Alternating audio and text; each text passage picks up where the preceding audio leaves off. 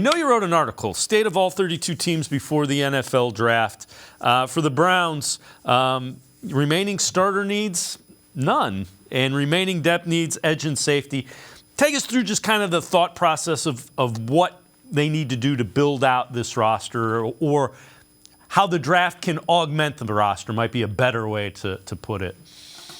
Yeah, no doubt about it. So I believe they were the only team that got the honorable distinction of not having any starter needs. And look, if you're going to spend more money than everybody else, if you're going to be aggressive with how you use your draft capital, I think you should hopefully fall into that bucket. But they certainly do still need to add some depth. I think Andrew Berry himself has even come out and said they want to add more talent at edge, whether that's in the draft or in free agency after the draft, with a lot of those veterans usually signing after the draft is complete. I think they do need to add more along the defensive line, both at edge and on the interior. And then I do think some depth in the secondary, particularly at safety, as I mentioned, would not be a bad idea either. Obviously, we've seen what some injuries on the back end have done in years past. They've generally had 3 or 4 playable guys, and I think that's been a good thing for them, and they probably want to restock that as well. So those spots, maybe some more, wide receivers, wide receiver 4 type player as well. But yeah, I don't think you can look at this roster and say there's a quote unquote glaring need anywhere on this roster.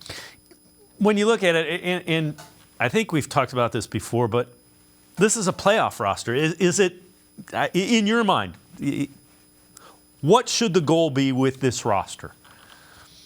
It has to be a playoff roster. And I know it's, tough in the AFC right now. You list at the top 10 AFC quarterbacks, and Deshaun Watson's on that list, but it's a list that has a lot of really, really good players on it. And then obviously in the AFC North as well, sounds like Lamar Jackson will be back in Baltimore. So you're looking at a Pittsburgh Steelers team that refuses to go below 500, a Ravens team that's always does well, and of course the Bengals that are now looking like something of a power in the AFC. But all that said, not only do you have to make the playoffs, I think either win a game or be very competitive in that first round and maybe lose a 1-score game. But yeah, like I said to the previous question, you can't spend this much money and kind of mortgage your future both from a draft pick standpoint and a salary cap and cash standpoint, and not be at least moderately successful. I'm not going to try to get into predictions or anything like that, but if this team misses the playoffs, I wonder if there's a change at head coach, frankly.